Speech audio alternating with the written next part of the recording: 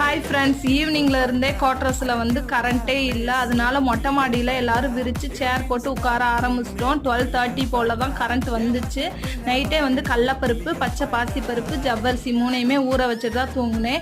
ஏன்னா அரிசியே இல்லாத weight loss dosa தான். இதை வந்து ஒரு 2 மணி நேரம் கழித்து தோசை ஊற்றினா தோசை அவ்வளோ டேஸ்ட்டாக இருந்துச்சு. பிரேக்ஃபாஸ்ட்டுக்கு தேங்காய் சட்னி வச்சு சூப்பராக முடிச்சாச்சு.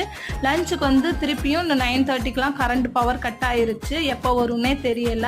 நாங்கள் வந்து தயிர் சாதம், வெண்டைக்காய் பொரியல், ஒரே ஒரு முட்டை, வெள்ளரிக்காய் வச்சு சூப்பராக லஞ்சையும் முடிச்சிட்டோம். என் பையனுக்கு ரொம்ப பிடிச்சிருந்துச்சு. நாங்கள் வந்துட்டு இந்த வெயிலில் ரொம்ப வேர்க்குது, அனலாக இருக்குது, வீட்டுக்குள்ளேயே இருக்க முடியலன்னு சொல்லிட்டு பொது நாளைக்கு பாத்ரூமில் போய் குளிச்சுட்டே இருந்தோம். என் பசங்களாம் தண்ணியை ஊற்றிக்கிட்டே இருந்தாங்க. ஆனால் அந்த வெயிலில் கூட பாவம் இவங்க 9:30லேருந்து வேலை பார்த்துக்கிட்டு தான் இருந்தாங்க. ஒரு வழியாக 3:30க்கு வந்து கரண்ட் வந்துச்சு. நைட்டுக்கு வந்து வாட்டர் மெலன் எடுத்து இன்றைக்கான டே சூப்பராக போச்சு. நெக்ஸ்ட் டே பார்க்கலாம். பாய்.